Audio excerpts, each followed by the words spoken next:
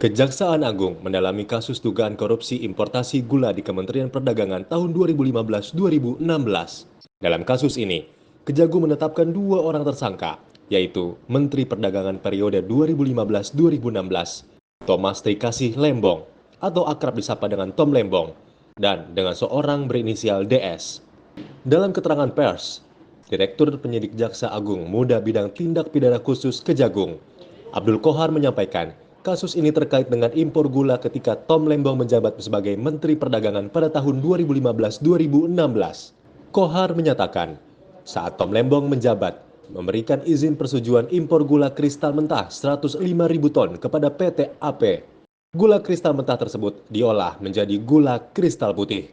Pemberian izin ini dinilai tidak sesuai dengan rekomendasi rapat koordinasi antar kementerian, menyimpulkan bahwa Indonesia mengalami surplus gula sehingga tidak membutuhkan impor gula. Kejagung juga menyatakan terkait impor dan penjualan gula oleh perusahaan-perusahaan yang mendapat izin dari Kemendak saat itu, kerugian negara dalam kasus ini sekitar 400 miliar. Perkembangan penyidikan perkara dugaan tindak pidana korupsi dalam kegiatan importasi gula pada Kementerian Perdagangan Republik Indonesia tahun 2015 sampai dengan 2000.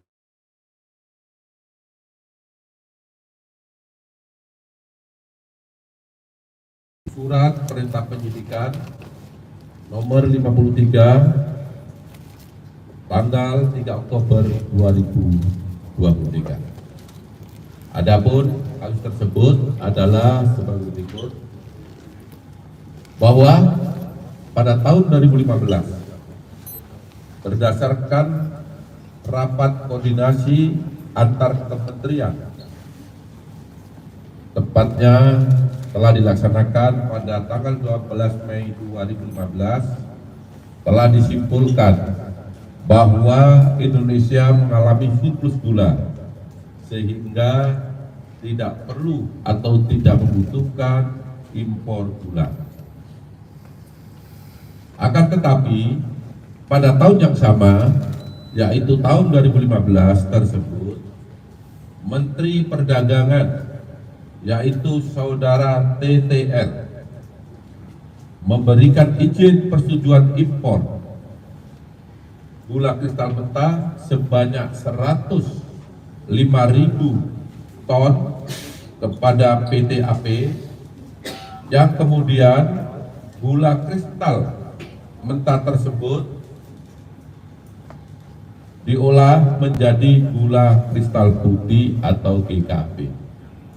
Dalam hal yang sama, Direktur Penyidik Abdul Kohar menyampaikan, kedua tersangka dilakukan penahanan rutan selama 20 hari ke depan.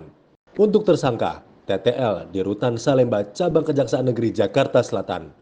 Berdasarkan surat perintah penahanan nomor 50 tanggal 29 Oktober 2024. Dan untuk tersangka DS ditahan di Rutan Salemba Cabang Kejaksaan Agung. Berdasarkan surat perintah penahanan nomor 51 tanggal 29 Oktober 2024. Tim redaksi Sinpo TV melaporkan.